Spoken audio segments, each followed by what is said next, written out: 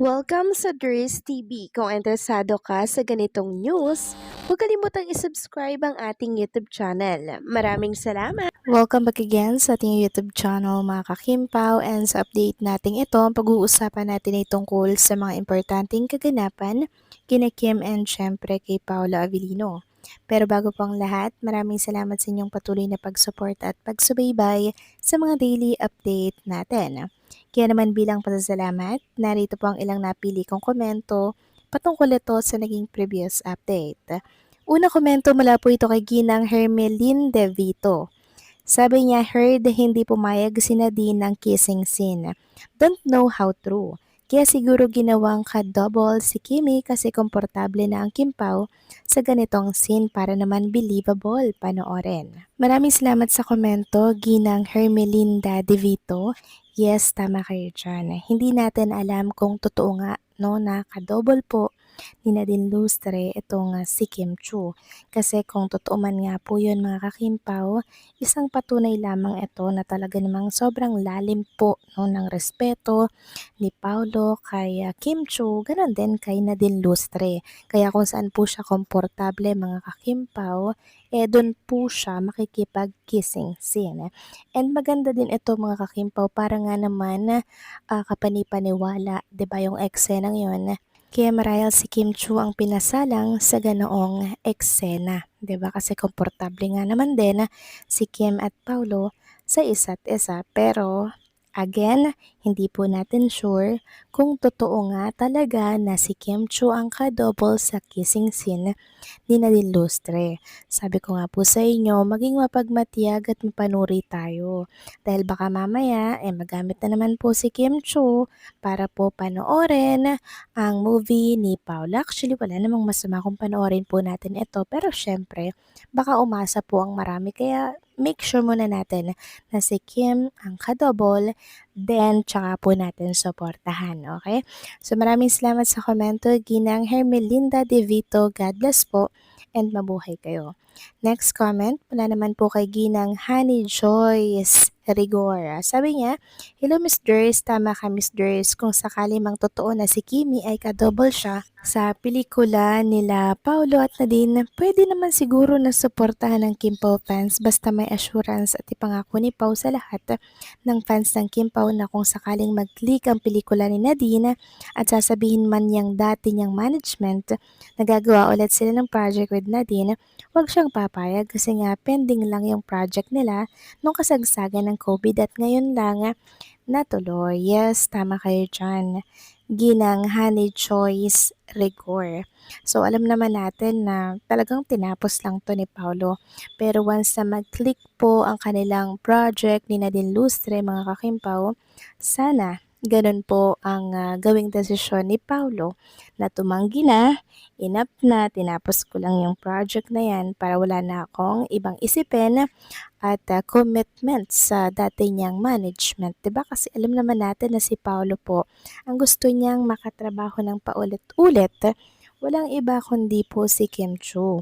Kasi napaka-komportable talaga nila sa isa't isa. Kaya nga ayaw na pong makatrabaho ni Paolo Avellino ng ibang artista kundi si Kim Chu, ng si Kim Chu ang gusto niya po na makatrabaho. Mabuti na lang ang management dahil binibigyan sila ng mga project at alam din kasi nila mga kakimpaw na patok at mabenta sa masa ang tambalang kimpaw. Tingnan nyo na lamang po ang The Alibay, di ba?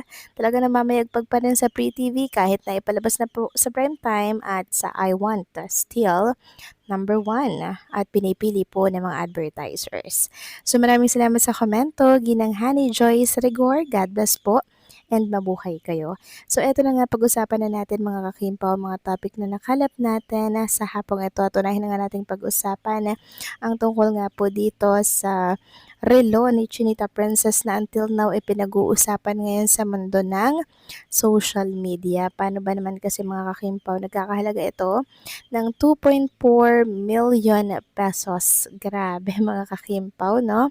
Ito po kasi ay hindi basta relo mga kakimpaw kasi ang brand nito ay Cartier lang naman. Grabe mga kakimpaw.